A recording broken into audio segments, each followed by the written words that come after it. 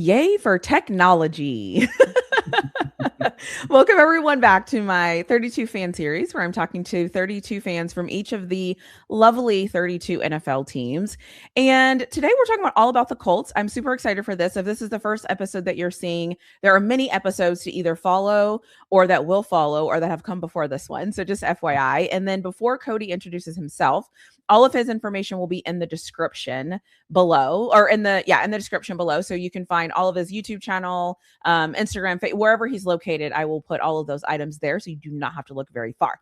Now, having said that, Cody, if you want to introduce yourself, let us know who you are, whatever it is you want to tell us, and more specifically, how long you've been a Colts fan. Yeah, well, I appreciate it. I know we did it last year, and so it's always a blast to be able to check in a year later and everything. But yeah, I do Bring the Juice. Been doing that, covering the Colts, and we do some other stuff. We cover Pacers and some other, Indiana-based teams, but really started with the Colts. And so been doing that since 2019, but really been a fan since I was young. I think one of my first memories was AFC Championship game. So that was 07, beginning of 07. So it's been a while since I've been a fan. I actually didn't grow up as a fan and kind of got my whole family into it. So it's kind of cool how that worked out. I played football as a kid, and so kind of was like gravitating towards Peyton Manning and some of those teams that were always right there every year. So that's kind of how it started. And then, as I got older, I kept following the team, and really, I think 2009 was when I really became like diehard. Like I would watch every game and all that. And then, from there, just kept doing it through middle school and high school. And then once I got to college and a little bit end of high school, I was like, hey, I really enjoy talking about football and about, I play it. I've grown up with it my whole life. I might as well, start giving my thoughts and putting my thoughts out there. And so kind of started with just more on the writing side of things, just with different articles and things like that. And then really, I think after I post-college, I kind of was like, well, I'm a visual processor. So for me, that was something that, like, for example, if I have a situation, I always have to call people and just like talk through it and just work through it in my mind to get it to like fully process. And so I'm like, as much as I enjoy this journalism side of things, I really want to, try to just voice my thoughts on the team. And so that's kind of the inspiration. And so, I started that at the beginning of 2019. And then from there, I've just been very fortunate and very blessed to have a lot of people who actually care what I have to say, which is just like incredible. And I often wonder like how, but I've been really grateful for that. And it's become just a nice, fun escape, from everyday life and everything, even if the team's not always has a lot to look forward to at times and can frustrate fans, especially the Colts right now. So, overall, that's kind of my story and how I became a fan, and then how I kind of took that fandom to give my thoughts. And it's kind of crazy how it's been that long already. It's, going on 7 years. And I can tell you just because I always tell people, like, before I connect with people, I usually like watch their content. Some people I watch like 10 videos. Some people it's like 3 videos in 2 seconds. I'm like, oh yes. And for me, it's just easily digestible. Even if I'm not a fan of your team, I can usually listen to you and try to figure out like what you think is going on, just because it seems very, very easy to follow. And I like that as a football fan, because it's like I can check into certain people and kind of figure out what they're thinking about their teams. And especially we played the Colts this year. So I remember just thinking like I knew where I could go to just get like information that I needed. So anyways, that's what I like about listening to you, and even watching your Instagram, watching the things that come out. I'm like, oh, okay, I can understand this. This makes sense to me. So I personally love that. That's awesome. So how are you feeling right now as a Colts fan? I feel like, correct me if I'm wrong, but it's like last season, there was a whole plan. You went into the season, and then it's like, it just kind of didn't work. Anthony Richardson, whatever, drafting, trading the draft picks, all of the things that are happening with the Colts right now. How are you feeling? If you like this video, now is a perfect time to take a second and hit that like button and leave us a comment in the comment section below. Yeah, I think a lot of fans, I think we're at this point where we're like, I just feel like the people who are in charge, it just seems like their days are numbered. And I think a lot of fans were pretty upset after the new owners, Jim Irsay's daughters, Carly Irsay Gordon and all the girls, they elected to keep them around for another year. And, it's been over a decade. They haven't won the division. They haven't won in Jacksonville since I was in high school. Like there's just like all these things they haven't done very well. And it's becoming a point where it's like, are we just okay with mediocrity? Are we okay just kind of being good enough? Yeah. And even though there was the strong start that happened where the Colts were one of the best, teams in the NFL at one point, that evaporated quickly and it still turned into a losing season after all that. Yeah. So a lot of fans are just kind of like, are we really going to bet on what the first half of the season told us versus what the second half of the season told us, which is more of the same, what we've been used to for the last couple of years. Right. So I think that's kind of where a lot of Colts fans are. They're kind of just biding their time till, eventually, hopefully that happens. Maybe this next Something year. happens, yeah. I think that's kind of where a lot of fans are, but I think some fans were pleased with the draft. I'm sure we'll get into that later, but a lot of fans were pleased with what the Colts got. And I think in a lot of ways, the Colts address a lot of their needs, but it just seems like with how the current regime handles things in terms of adding talent, sometimes it's frustrating because it seems like this team has talented players, but they don't do everything necessary like some of the best teams in order to, be the best. And so that's what's frustrating about it. And it's kind of like last offseason was kind of an anomaly because the Colts actually went out and they spent money. We're like, okay, are they turning a new leaf? And then Chris Ballard does the same exact thing he's done for the last 10 years. He goes bargain shopping. Right. And so it's just like, how do we expect to be competitive if we're just routinely going after B, C level players, Not that they can't work out and be better than, initially thought, but it just seems like sometimes you gotta do what's uncomfortable and what you're not used to, I think, in order to get to the place where you need to be. And it just seems like the Colts routinely haven't done that under Chris Ballard in this current regime. So I think that's kind of where Colts fans are right now.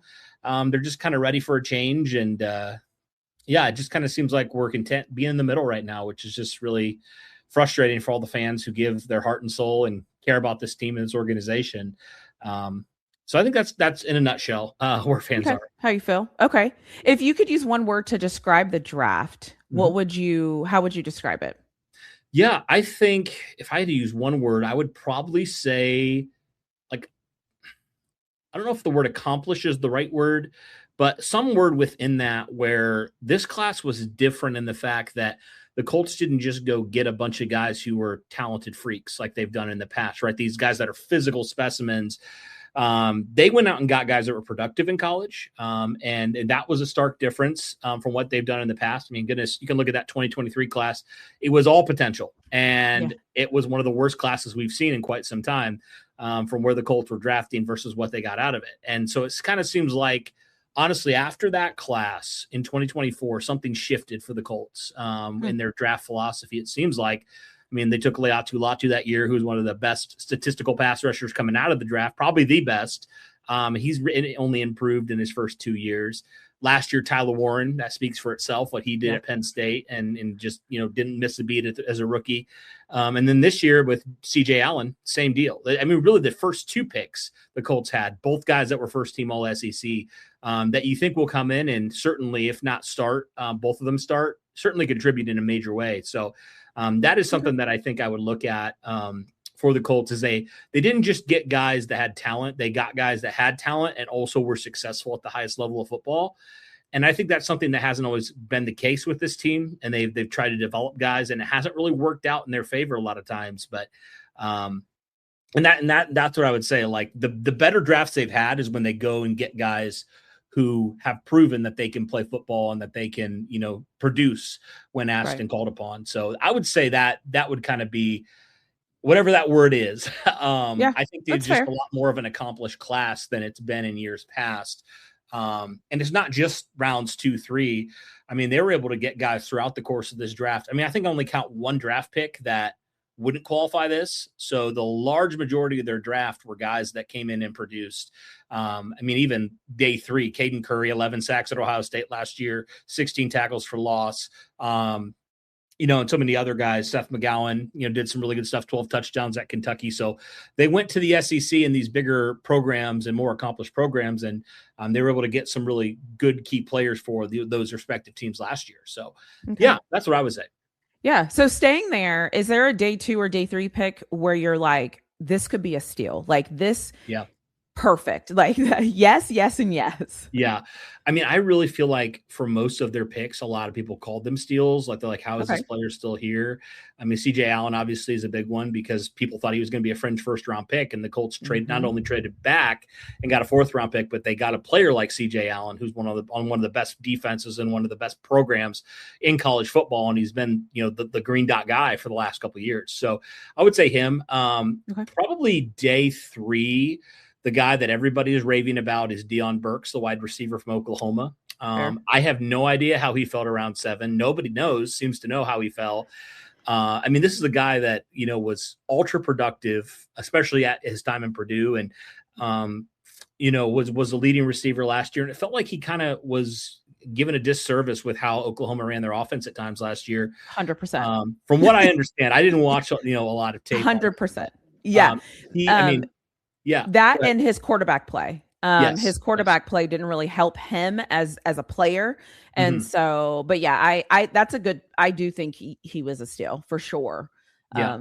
I mean, he Yeah. was the guy that I wanted in round 4, round 5. Like I was like, Yeah. please get him. And I even saw people going as early as round 3 or round 2 at times. So it's kind of wild to me. But he's a guy that I think factors in not just in the slot. Cause I know when the Colts took him, a lot of people are like, well, what does this mean for Josh Downs?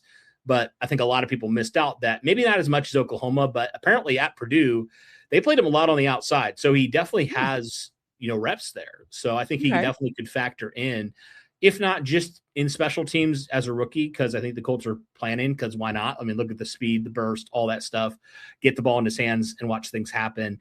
But I think he has a chance to go out there and contribute from day one, which is not something you typically say about 7th round picks. So, Right.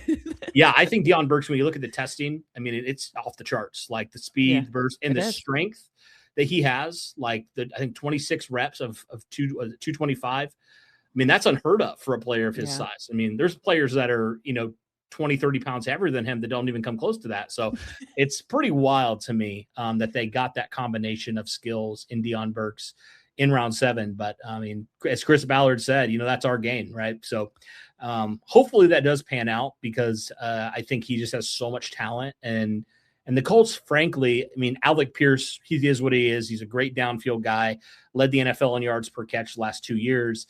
But the Colts, I feel like they didn't really have a player on offense outside of Pierce that you could just put the ball in their hands, outside of JT, obviously, but from a passing standpoint, put the ball in their hands and they could break it any given time they touch the football. I feel like they lacked that last year.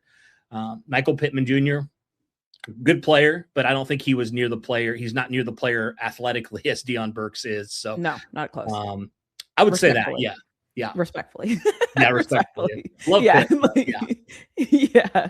Okay. Is there a team that your player passed on multiple times that you think will come back to haunt you? Like the player that you were kind of hoping that they would get and they just didn't get them?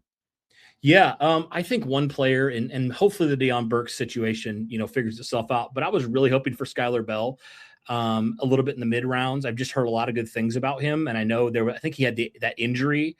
But I mean, just a really productive player in college. And that was one position I was surprised the Colts waited till day 3, round 7 to go address. So I think he could definitely be a guy that I could see potentially there. Really just anybody in that round 5 where the Colts took George Gums, like he could turn into a great player, but to me, he's more of that trait C developmental guy. And I was kind of hoping the Colts would take a corner personally. Now I don't even remember who was on the clock at that point, but I wonder, especially with how the cornerback room was banged up last year, if that's something that will come back to bite the team if they don't do anything in free agency, especially if Kenny Moore gets shipped off here in the next couple of weeks. You're really relying upon 2 starting corners who were injured a lot last year in Sauce and Charvarius Ward. Justin Wally's coming off, the major injury. I think it was an ACL or Achilles injury last year before in training camp. And then Cam Taylor-Britt, who was one of the worst corners in football last year. So there's the ceiling is very high for this group, but also the floor could be very low because of some of the injuries. So I definitely would have, if I was making the call, I definitely would have made it a priority to address corner at some point in the draft. just because I think you can never have enough depth at corner. And the Colts were having to rely upon guys that were coming off the street last year at one point. So I just think that it was Literally. a mistake yeah, literally. Yeah. Yeah. And I think it was a mistake for the Colts to just not really address that at all. So I probably would have liked to see them do that in the draft. Okay. So looking at the team, now that the draft is over, free agency is happening, I think we're all collectively kind of waiting for the June 1st designation just to kind of see what happens and what that really means. But as a team stands right now, what do you think success would look like this season? Like what is that thing where you're like, okay, at the end of the year, at least if we do this, then we will have been successful. Maybe not where we want to be, but that is still a success. Yeah. So are you talking just like no moves, just where the team is currently? Yeah, just where the team is at. Okay. Yeah. Yeah, I mean, I think that you would say offensively, Daniel Jones fully recovers from that, injury, that Achilles injury, Yeah. and then is the player that he was the first half of the season versus the last game or two, where there was a lot more turnovers, there was a lot more issues going on. You hope that he can get back to that form and obviously stay healthy as well. I think that would be very, very good if he can play at that high level, fringe top 10 quarterback play. I think you feel really good about where your quarterback situation is. And then I would say defensively, outside of health, I would say the development of your young, players on defense, your second year guys, I think would be huge for you. I mean, Justin Wally, if he can stay healthy, he can be that slot into that nickel guy for where Kenny Moore has, occupied for the last number of years. And then JT Tuimuluau, Jalen Tuimuluau, he likes to be called now. If he can develop into something and can provide you some really good pass rush, reps, I think that would go a long way because he didn't really factor in last year. He was buried in the depth chart behind multiple players who I personally felt like weren't super effective for the team last year. And I was kind of, baffled at why he didn't get more opportunities.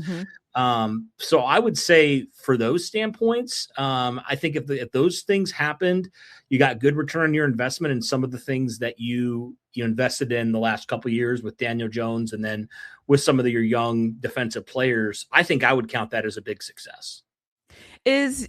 How is Daniel Jones doing right now in his progress? Is he slated to be ready to go week 1 or how? That's the plan right now. Okay. One thing I've learned with the Colts is they don't really give a lot of info.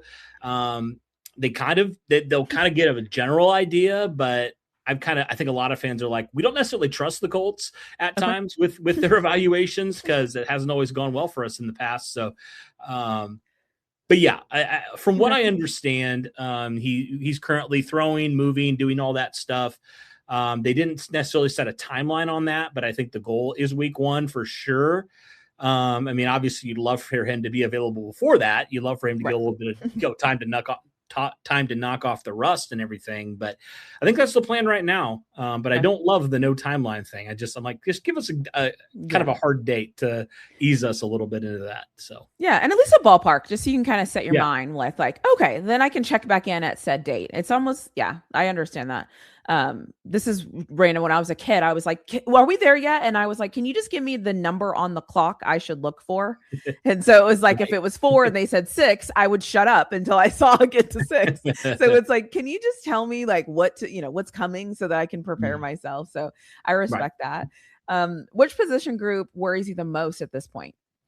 I would go back to that edge position. I mean, right now, Leatu Latu, he's been a really good player for you. I think this is I think this is a pivotal year for him to kind of prove like, okay, is he going to be in the upper echelon of pass rushers? Because 8.5, going from 4 to 8.5 sacks, more pressures, all that stuff, that was great.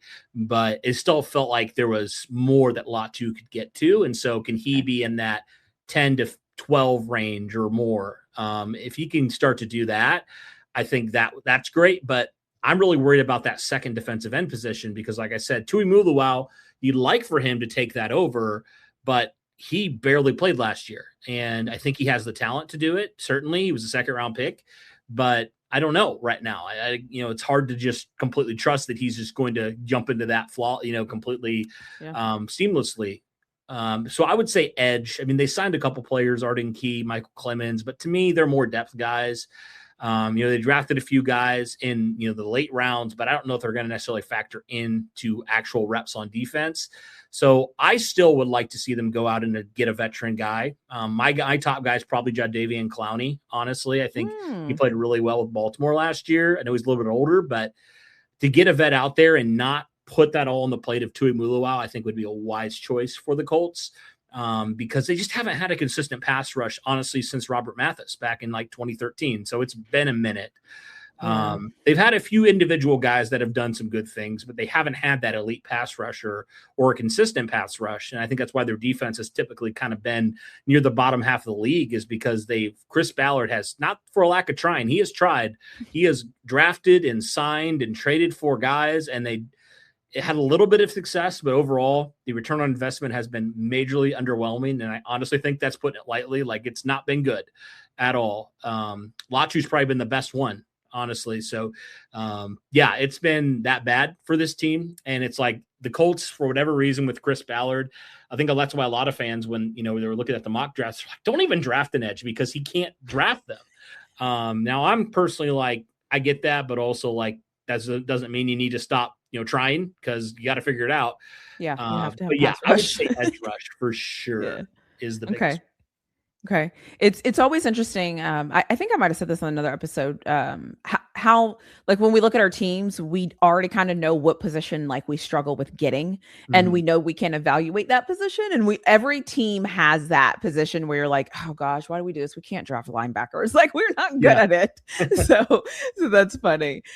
Is there a team, or where has this team improved this year? Like, where's somewhere that you're like, okay, since last season, I feel like this is the area we've really gotten better, or we're, working towards getting better maybe in certain situations. So what would you say that is? Sure. Yeah. I mean, I think just the overall speed of your team, I think is going to be on defense is going to be better. Your linebacker room was probably one of the slowest linebacker rooms in the NFL last year. You couldn't, it was just routine. Like, teams knew where to attack, and they would attack. They would attack the middle. They would attack your linebackers. You couldn't cover. Half the time your linebackers, couldn't get to spots they needed to. And so I think it was pretty obvious for a lot of people that they needed to just completely scrap and start over with that room in a lot of ways. And that's what they've done is, they traded away Zaire Franklin. They didn't re-sign Jermaine Pratt. So both their starters from last year aren't on the roster anymore. And then obviously they went out and they drafted CJ Allen. They drafted Bryce Betcher in round 4. They signed Akeem Davis-Dather, who's a solid linebacker, to their roster. So they've really kind of reshaped that whole unit and went for the youth movement there. Now, are they going to be better? I don't know if right away, but I certainly think that the issues that plagued this linebacker room last year aren't going to be as prevalent this year. Now, there's probably going to be some other things that aren't necessarily up to the par where they were last year, but I would say, linebacker certainly would be the one. Really, the front 7 is where they've really tried to emphasize. And I think I still think there's a question mark at edge. I do think unquestionably they've gotten more depth at that, at both interior and the edge position, and guys who actually have capability to get after the passer a little bit. Now, will it be enough? We'll have to see. But I think just their front 7 was a big emphasis this year. And I think on paper, while I don't know if necessarily would say they've gotten like better in terms of star power, I do think they've definitely set themselves up well to have better success with their front 7 this year. And we'll see if it works out at the end of the day. But I would say if you're looking at any position group, it'd probably be linebacker out of everything. Okay. What do you think your team will do better than any other team in the NFL, or the most teams in the NFL? Well, I think their bread and butter will be running the football. I mean, you can't go wrong with Jonathan Taylor and what he did. And I think the Colts were a little frustrated with how, they couldn't run the ball at the end of the year, where they had so much success to start the year, and then it just felt like it kind of went downhill. And I'm kind of curious where, a guy like Jalen Farmer, who they drafted around 4, comes in, because if they feel like that's going on again, if there's other issues, could he potentially challenge for a starting spot? I wouldn't put it past him, especially at right guard with Matt Gonsalves. Had some up and down moments last year. He's still a young player, so he still can develop. But I think their emphasis will be running the ball. I mean, there's a reason why Jonathan Taylor is regarded as one of the best backs in football. Their offense runs through him, especially if your quarterback's, making his way back. And And they drafted Tyler Warren, who's really, really good in run blocking as well. So I definitely think the Colts will be a team that's right up there in rushing yards again, just because of JT. And hopefully they can spell him a little bit with some of the other guys on the roster. DJ Giddens didn't really get a lot of run last year, but in year 2, you're hopeful that he can take a step. They drafted Seth McGowan out of Kentucky in round 7. He had some legal trouble, so he fell in this draft. He's a little bit older of a prospect, but just as a pure talent standpoint, a lot of people saying he probably was better than the 7th round pick. I mean, like I said, 12 touchdowns last year at Kentucky, 4.5 yards per carry. So there's potentially something there. He's more of a power guy. So I could see him factoring in, but I would love to see the Colts kind of take some tread off the tires of Jonathan Taylor throughout the course of a 17-week season. That'd be nice. He's good. The offense is going to run through him no matter what. But yeah. You said DJ Giddings from Kansas State? Yes, correct. Oh, okay. Interesting. I like it. Yeah. If the season started today, who would be the Colts quarterback? Who's the backup? Probably. Well, yeah, that's a great question. So I wanted to say probably Riley Leonard, but I have no idea if Anthony Richardson's going to be on the roster or not at this point. Oh, I would say probably Leonard right now. Okay.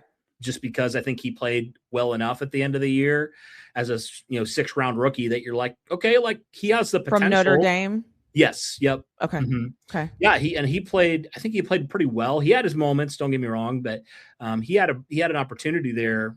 I think against Houston, and I know Houston at one point put in their backups later, but he definitely, against Houston's defense, that obviously we know probably the best defense in the NFL, he actually was slinging it. So I think he has a chance here to compete for quarterback too. So I would probably say Riley Leonard right now, but depending what happens with Anthony Richardson, he might be in there competing. So we'll have to see. Yeah. Okay. So fun round is coming up next. And so I'll ask you these questions. I'm actually curious what you'll say about a couple of them because I'm not sure. But first one is your quarterback confidence from 1 to 5, 5 being the best and obviously 1 being like, please help us.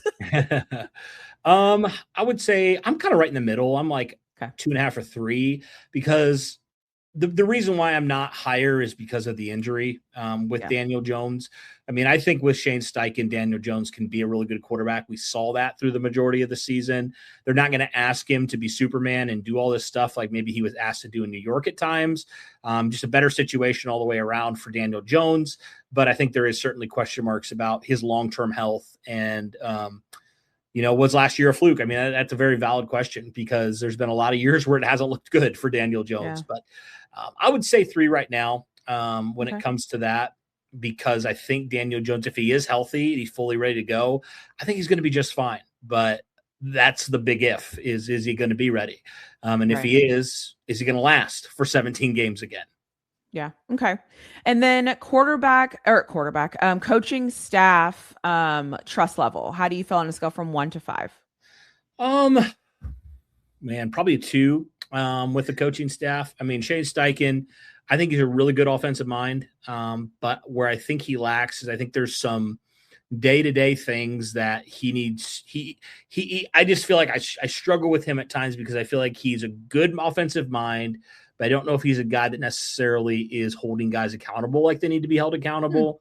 Or if he's calling things out the way he needs to, because I feel like this team is continuing to find ways to not win. And I'm like, at any point, like you can blame the GM all you want. There's very valid reasons for that. But I'm like, there's a common trend here of every time Shane Steichen's team has had an opportunity, they haven't come through in the clutch moments. I mean, all the way back from his rookie year, like I know the Colts overachieved a lot in a lot of ways in 23, but I mean, they didn't make the playoffs. They had a chance. They didn't do it. 24 was what it was. There was a lot of issues. There was a lot of opportunities and they kept blowing it. And then last year, starting off as good as they did, I know injuries are a thing, but they couldn't win 1 or 2 games the last half of the season. They kept finding ways to lose. It was just kind of crazy to me. I also will point to just his record against the division outside of the Tennessee Titans, who have, just picked number 1 overall a couple years ago when we're in the top, 5 again this year. It's not good. The record against Houston and Jacksonville is actually pretty abysmal. I think he's like 2-7 against them or something like that. That's not Whatever, great. whatever it would Yeah. be in the last couple of years, it's not good. And then one of those wins was against a backup quarterback. So it hasn't been good. It hasn't been good enough. The team hasn't won enough, and they certainly haven't beat the teams that are, they're competing with for that AFC South crown. So I would say that. Lou Anarumo, I know there were some issues last year. I mean, I don't know. I'm kind of curious to see what it looks like with a fully healthy offseason with his guys in place a little bit more. So I'm willing to give him a little bit more credit, and obviously not being the head coach, you can just focus on the defense a little bit more.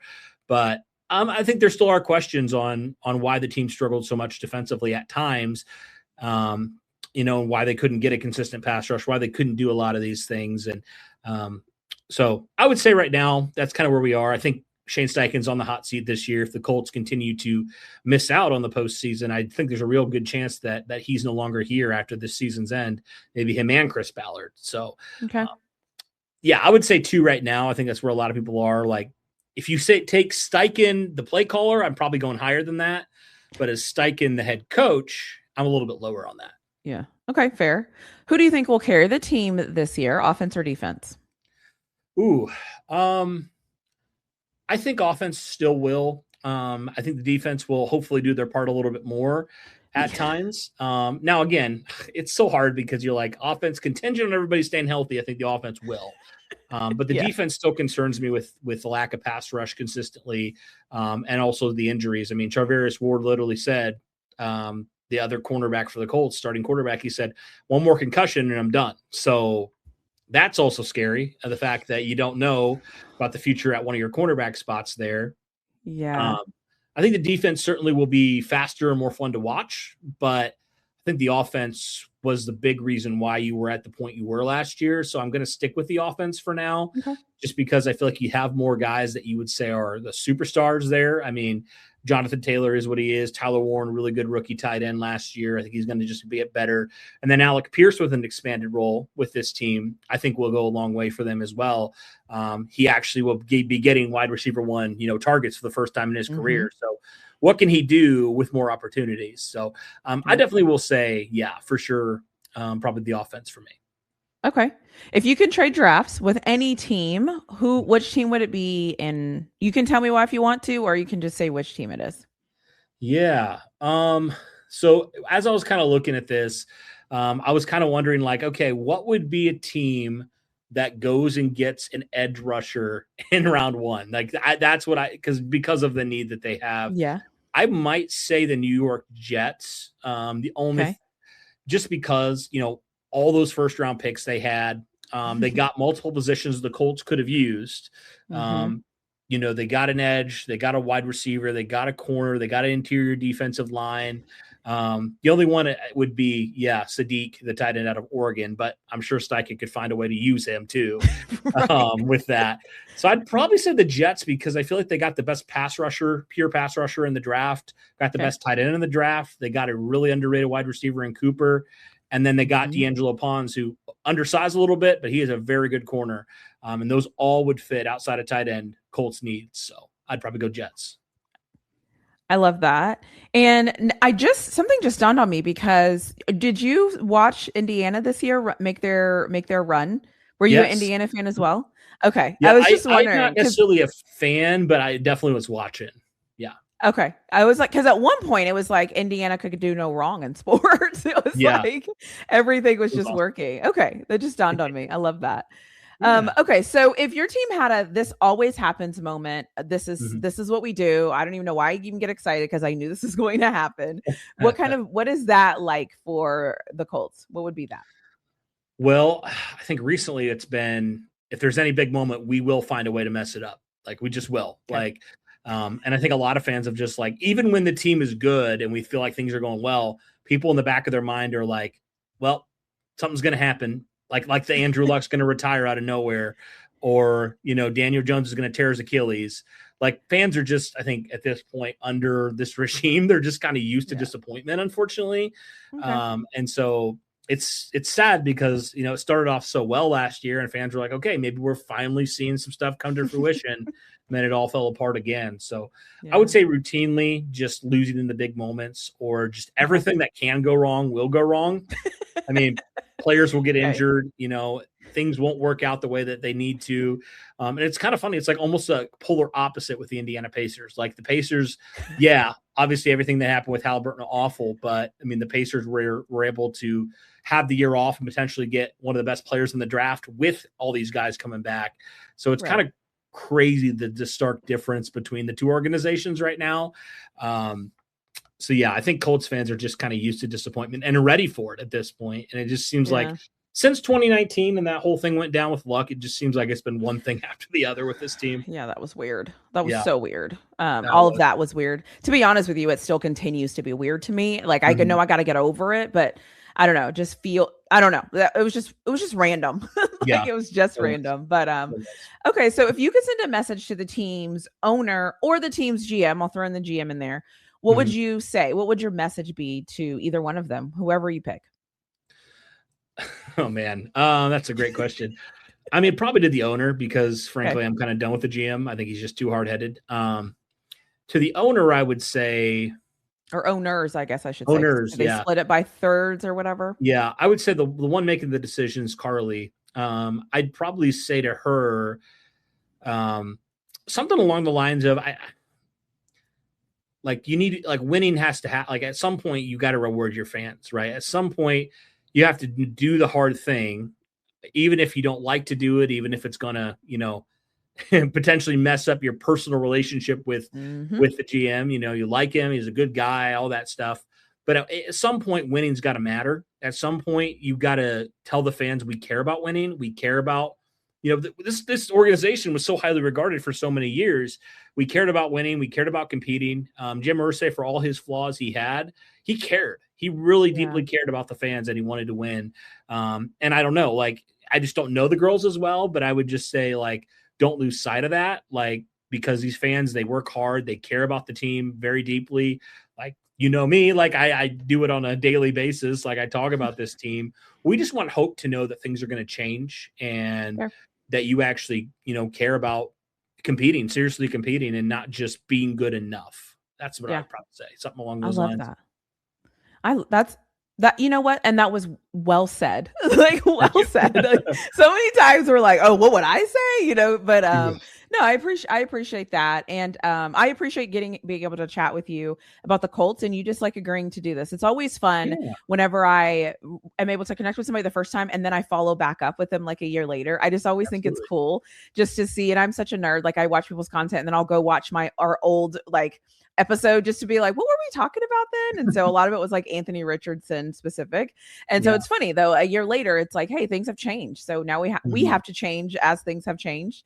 So I just appreciate you like being willing to chat with me and taking the time. And I'll say again, and then I'll leave it up to you to say whatever you want, is all of your information will be in the description. So nobody has to go far. I will make sure that it's there and it's easy to find and all of those different things. So I will end on you, whatever you want to say, and then I'll hit end whenever you're done.